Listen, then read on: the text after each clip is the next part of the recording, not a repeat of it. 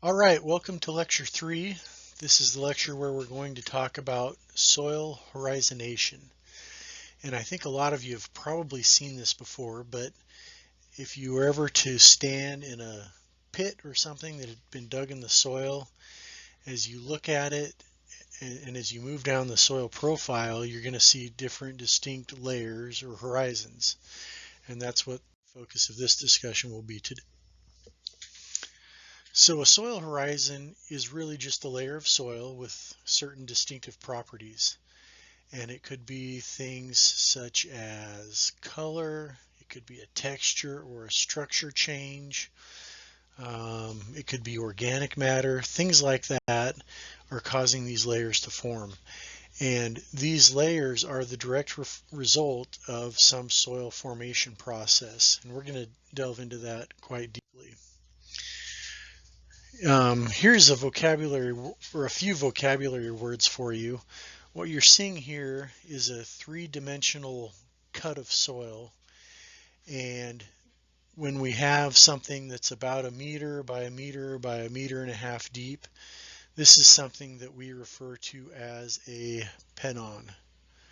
Okay, so this is a three-dimensional volume of soil. In the pedon, there is the solum, which is kind of the upper part, the most biologically active. And then as we move down, we get into parent material and then, geological material, stuff that's basically rock. So this is a pedon. And as we look at the different soil pedons, within these is where we're going to see horizonation occurring. And I've got several different examples of soil horizons and kind of what they look like. So here's a pedon showing you some potential soil horizons. Okay, as you'll remember, this entire unit is what we call our pedon. In this case, it's a 2.5 meter deep. We don't know how big, but it's at least a meter by a meter. And in this case, we've got the solum. Again, this is the upper part where we have the most biology present. And we've got these different horizons. So there's an A, an E, a BT, and then as we move down, we end up in parent material. And so that is designated as C. And depending on how these things look, what their properties are, that's when we kind of assign these different letters to it. And we'll go into a lot of depth on what those letters mean. And like I said, within a pedon, as we move down the soil profile, there are certain properties that we can measure that are going to be different. So in this pedon on the left, what we have is an A horizon, an E horizon, a couple of BT horizons, and then a C horizon, which is parent material. And if we go and we take samples all along this depth of this soil, you can see that organic matter, it starts out at about 4%, and as we move down the soil profile, it kind of drops. There's a little bit of a bump right here, but not much, and then it goes to basically nothing as we get into parent material. And this makes perfect sense, right? As we start out towards the topsoil, organic matter, which is the dead and the decaying living things like plant material, it could be animals and other living organisms, but that's the highest at the surface, and then it goes down. In this case, if you look at the clay percentage, as we move down the soil profile, it stays at about 20%, kind of drops here and then bumps up in these BT horizons. Okay, so there's an accumulation of clay that's happening here, and then it drops back down again as we get into the C horizon. Iron, same thing, kind of starts out pretty lowish, bumps up in these BT horizons, and then drops down again. On the very far right over here, this is these numbers right here in letters. They correspond to a color designation. So if you ever take a look, and it might be worth doing, is Googling the Munsell color chart. That's Munsell. You'll be able to see that this 10YR, 7.5YR, that is basically a definition of the color. Now iron's interesting because iron tends to form like reddish and orange colors, maybe even some yellows.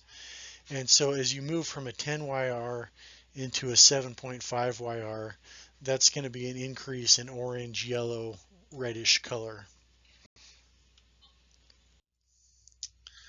So there's things that are going on that are causing these distinctions, okay? We have additions, and I think you saw that on the previous slide when in the BT horizon, the the clay percentage increased dramatically. And so what's happening is we've got clay particles that are being moved from one place and they're being added to another. We've got transformations. This is kind of what you saw with the iron, okay, where as we move down the soil profile, we've got iron that's causing a color change, and so that's kind of a color transformation. And then things can be transferred as well. What I didn't talk about is the E horizon. Okay, the E horizon is a zone of eluviation, and what that means is that something is transferred out of there and then deposited somewhere else. And so where our BT horizon was a place where we had additions happening, our E horizon was a place where we had eluviation, or a transfer of clay particles. This slide right here attempts to show how water can be a pretty big driver in the whole weathering and horizon forming process. So if we've got water that's percolating into the soil, that moves nutrients and other things with it via leaching, but it can also evaporate and leave things behind. We can have dissolution. So if water gets into some kind of a particle, we know that with freezing and thawing, if water gets into any kind of space and it freezes and thaws, it can break it apart, and that's what we call a physical breaking. This can also happen chemically, by the way, and so we get this weathering that can occur because of water. So water is a huge driver. If you've ever visited the Lake Lenoir caves, those were formed because water got in the cracks of that basalt, and over time, it freezing and thawing broke those rocks apart and created those caves. Now this is a slide that you've already seen where we described what a soil horizon is, but these horizons a lot of times, and I added this last bullet point here, they can be shaped by what we call soil forming factors, okay? And these 5 soil forming factors I want you to commit to memory. And they are time, parent material, topography, climate, and biology. And we'll discuss every one of those in great detail. Now, this slide right here is kind of showing you how a soil might form horizons based solely on time.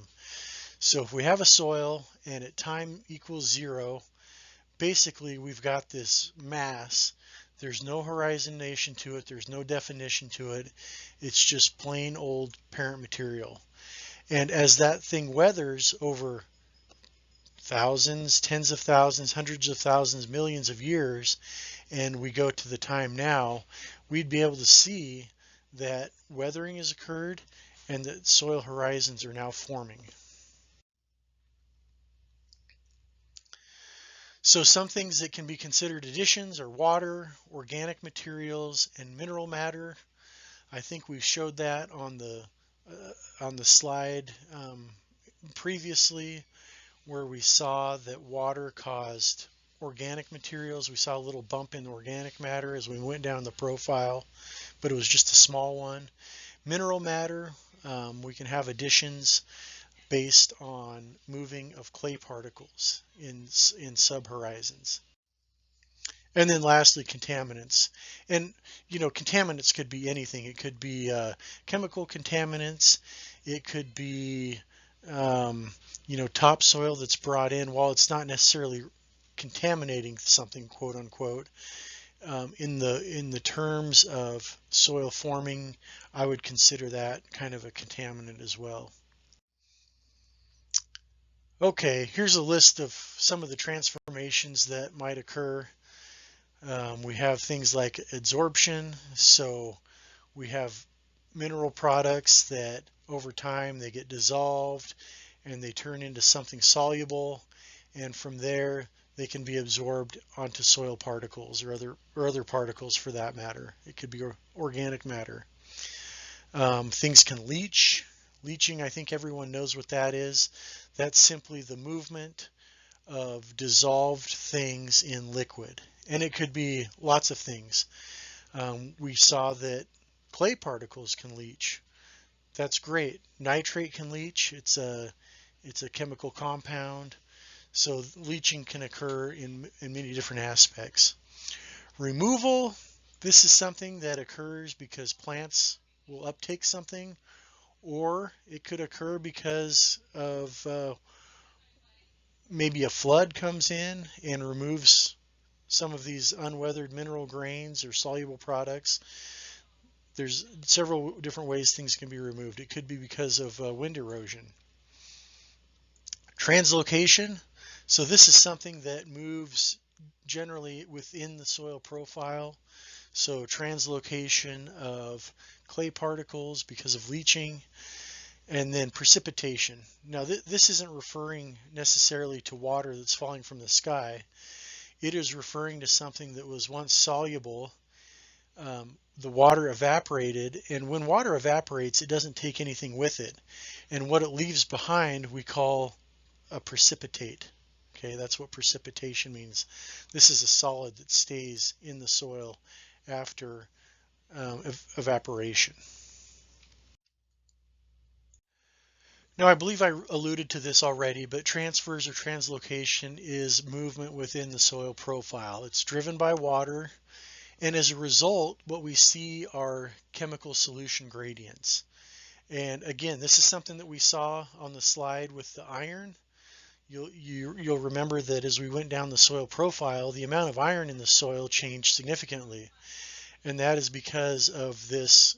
It translocated. It went from the upper horizons down to the lower horizons, and as a result, we've got a chemical solution gradient, an area that went from low to high.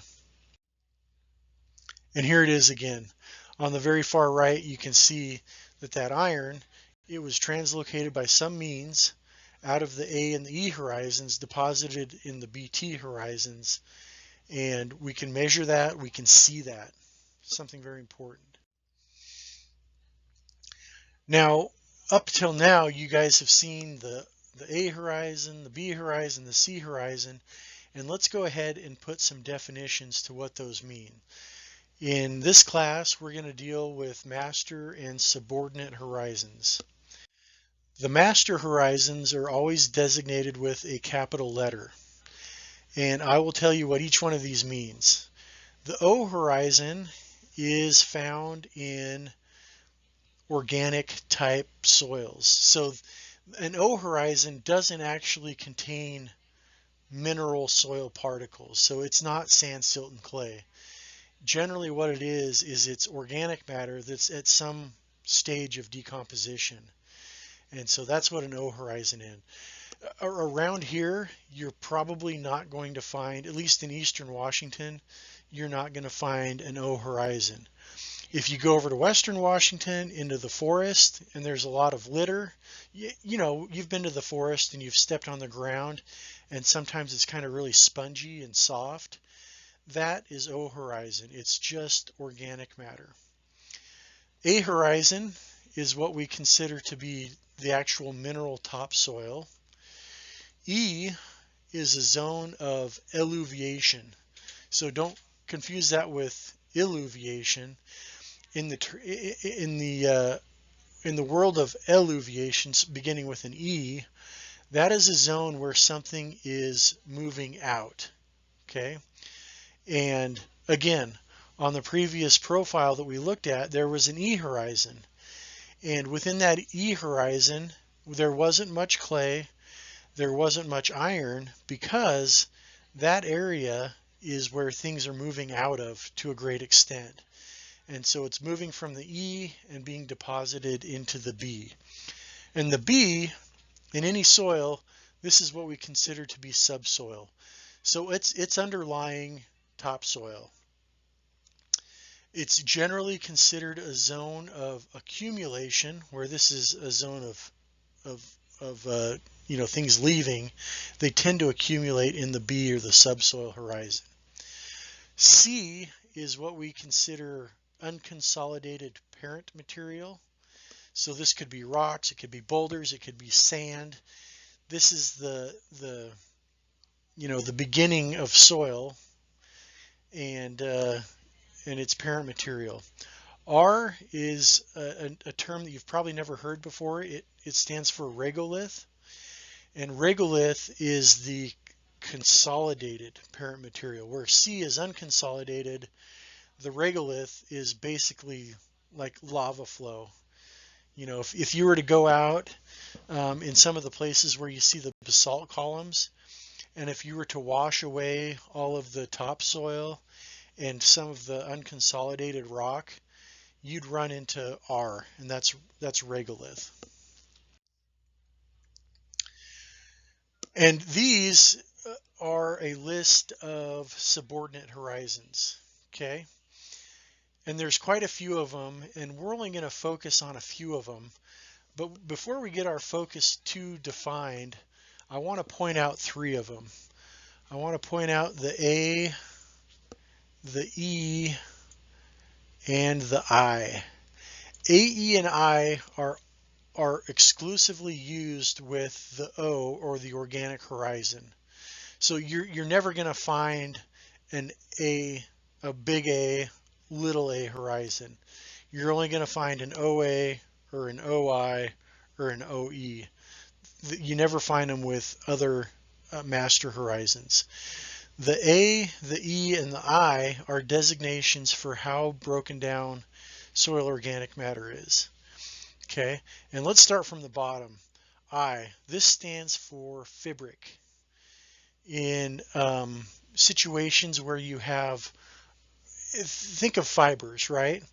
If you have an area of organics topsoil that has a lot of leaves, it has a lot of trash, pine needles, things that you can see and you can tell what they are, that would probably be defined as an OI horizon. It's a fibric. You can see the fibers, easy to see. On the opposite end of that is the A. So an OA horizon then is something that has the organic matter broken down quite significantly. And A, actually, they pulled A out of the word sapric. And any of the Spanish speakers in the room will know that a sapo is a frog, right? And so if you take a frog and you bury it in the soil, it's going to break down really, really fast. And so think of this, anything that's an OA horizon, it has really highly decomposed organic matter. Just remember, that's the dead frog in the soil that's going to break down super fast. The last one is E. That stands for humic. And really that is somewhere between fibric down here and sapric up here. It's not really broken down to the extent of this, but it's maybe getting to the point to where we can't tell, what kind of fibers or what kind of organic matter we began with. So that would be humic. So I'm going to highlight a few of them here, and we're going to discuss every one of these. We've already talked about A, so I'm going to just skip over that one for now and talk about B. These designations for subordinate horizons can be found in your book, and I have, let's see, I've got edition 12 of the book, and mine is in table 2.4. That's on page 68. If you've got a different version of the book, it might show up on a different page or in a different table, but that'll generally get you in the ballpark. B is a subordinate horizon, so this is going to be paired up with a master horizon, and B is a buried horizon.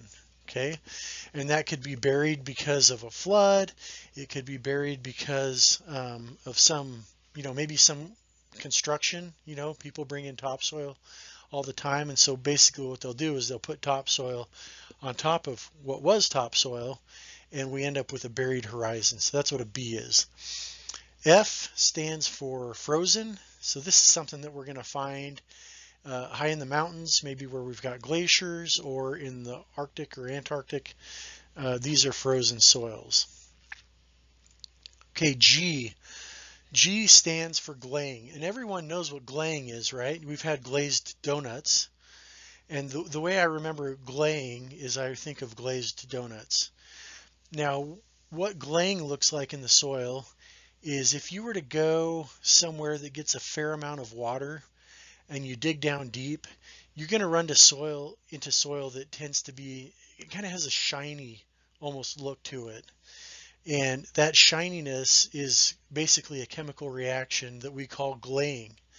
And so think of glaying as our glazed donuts, maybe a wet type soil, subsoil. Okay, H. H is an alluvial accumulation of organic matter. Okay, so in this case, organic matter is being translocated from an upper horizon, and via illuviation, so it's moving with the water, it's being deposited in a lower horizon. Okay, K, down here. K is a subsoil accumulation of carbonates, and this is something that happens around the Columbia Basin all the time. And you've maybe heard of this as caliche. So if you dig down into the soil and you run into a really hard white kind of rocky layer, that is an accumulation of carbonates. And the way we can tell that it's carbonates, it's easy to do, is you take a little bit of acid out, dribble it on the white stuff, and if it fizzes, then we know that that is a accumulation of carbonates. This happens because when it rains, some of the minerals will dissolve. So we might get calcium or magnesium carbonates that dissolve. They move down the soil profile, but around here we've got way more evaporation than we do precipitation. And so as that water evaporates, it then leaves a solid behind, and that solid is then what we call a carbonate, or a calcium carbonate, calcite, caliche.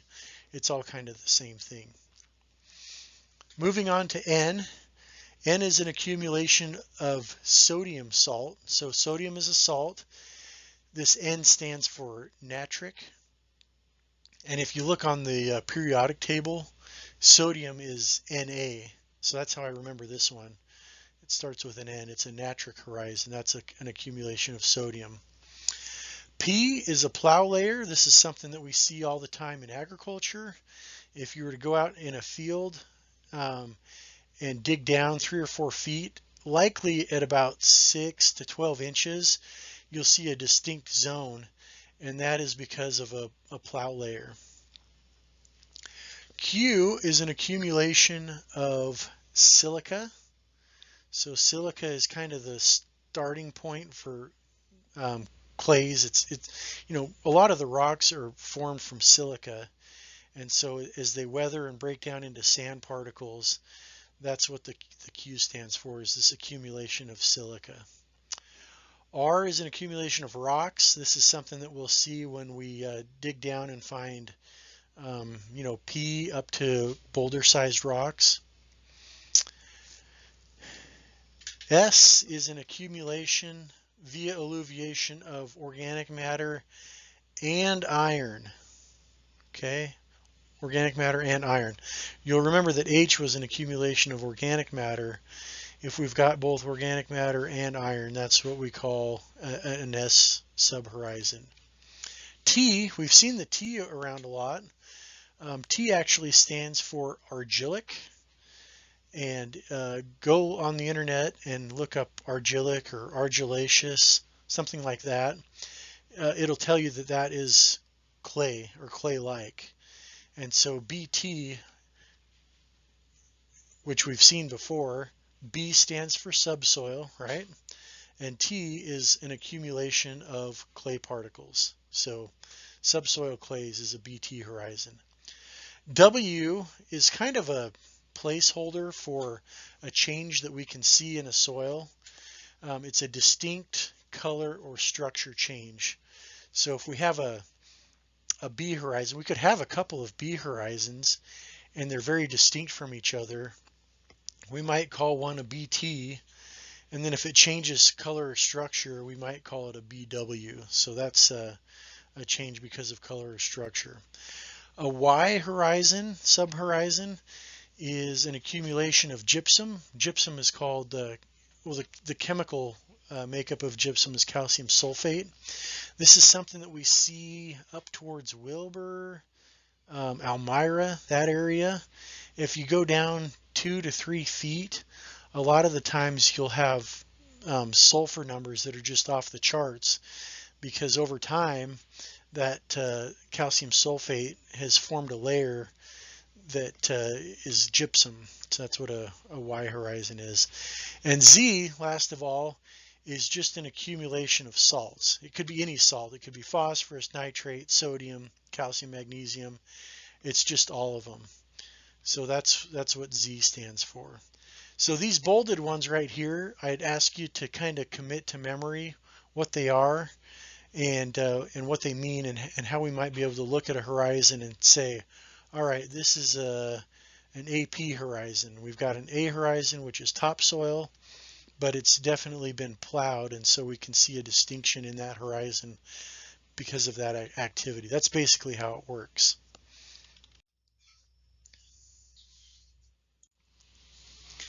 Now, each one of the soil forming processes has a word associated with it, and I'm going to explain to you a little bit about how this word works. This one right here is called a lithosequence, and what that means is that we're getting differences in soil formation, and in this case it is based exclusively on parent material. So just make that association in your mind, that litho stands for parent material.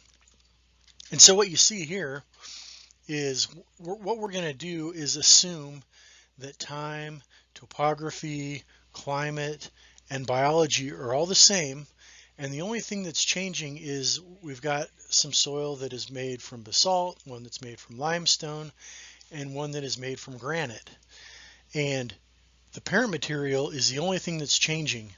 And you can see, based on organic matter, clay, and some of these other minerals, that these horizons are going to be very different based on what it's weathering from. This is what we call a lithosequence. So the sequence really here is we're changing from basalt to limestone to granite, 3 different types of parent materials, and therefore we've got 3 different horizonation patterns for each one. Lithosequence. The next one is a toposequence. So in this case, we've got differences in horizonation based on where in the topography that the soil lies. So here, everything is the same except for topography. The time is the same, the parent material is the same, the climate's the same, the biology is the same. The only difference is this soil happens to sit up on top of a hill, and this one is at the bottom. And again, you can see thick topsoil up here, thin one right here. This one's thin because it's living on a hillside, and crap rolls downhill and accumulates down here. And so this is a prime example of a toposequence where a soil at the top, mid, and base of a slope are going to have very different soil profiles based on the horizonation. Okay, that's a toposequence. The next one is a climosequence, and to be honest with you, I don't love this slide, so let me maybe change it up a bit on you, and let's consider the area from Othello to Pullman.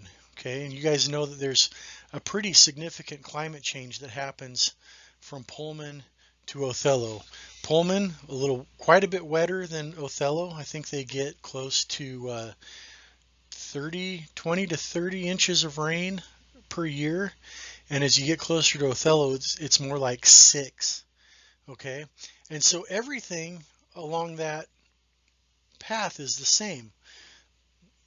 The time is the same, the parent material is the same, the topography is pretty similar, the biology is the same. The only thing that's changing is the amount of rainfall that we're getting from Pullman to Othello. And because of that, there are differences in how these horizons show up. That's what we call a climosequence. Now, it could be temperature, it could be rainfall, anything as it relates to the climate can be different, but everything else is staying the same. Okay, the next one is a biosequence. So again, here, biology is changing, but the climate's the same, the topography is the same, parent material is the same, and the time is the same. And what we have here is we're moving from basically grassland into more like trees, shrub area. And you can see our horizons as we move from west to east are changing significantly. And that is specifically because of the biology that's living. That's what we call a biosequence. Okay, the next one is a chronosequence. This is a change in soil horizonation because the time is different.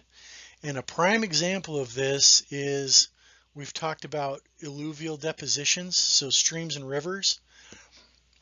And the way this works is as you move away from let's call area 1 here close to the stream, okay, this soil right here versus here versus here versus this terrace out here, these are all different ages of soils. The parent material is the same, the time is the same, climate is the same, biology is the same, everything is the same except for the amount of time that we have from new soil to old soil. And this is going to, again, it's going to show up in the horizonation of each one of these areas. This is a chronosequence. We can remember chrono means time. Okay, so remember those are important. There will be test and quiz questions on those very things. And everyone forgets lithosequence because they can't remember what litho stands for. But the other ones are easy enough that really by process of elimination you can figure out that, you know, if I say what's the word that describes a change in soil horizonation because of biology, you're going to know that it's a biosequence. It's not topo, it's not topography, it's not climo because it's not climate. And so just use the process of elimination to try to remember those things. Our next lecture, we're going to dabble into the world of soil classification. So we're going to give some names to these soils that we've looked at, and it'll be really interesting stuff.